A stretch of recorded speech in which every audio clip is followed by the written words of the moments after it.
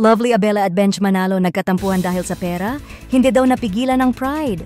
Mga kachika, hindi lahat ng love story ay puro kilig. Kasi pati sina Lovely at Benj, dumaan rin pala sa sumbatan, pride war, at resibong may halong emosyon. Sa Your Honor Vodcast, binalikan ni na Lovely Abela at Benj Manalo ang panahong minsang pera raw ang naging ugat ng tensyon sa kanilang relasyon. Ayon kay Benj, dumating sa time na yung pride namin sobrang head-to-head eh. Aminado siyang naapektuhan din siya sa mga komento online gaya ng palamunin ka na o kaya yung asawa mo masipag. Kaya raw si Benj, tuluyang kinain daw ng pride.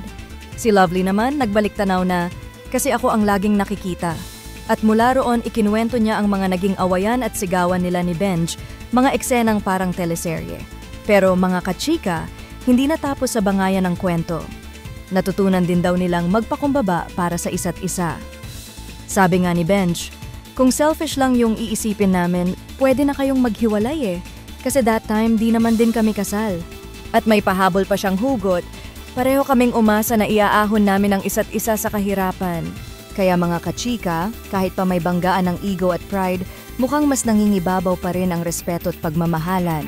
Kaya ano sa tingin nyo mga kachika? Sa isang relasyon, dapat bang i-park muna ang pride para sa peace of mind?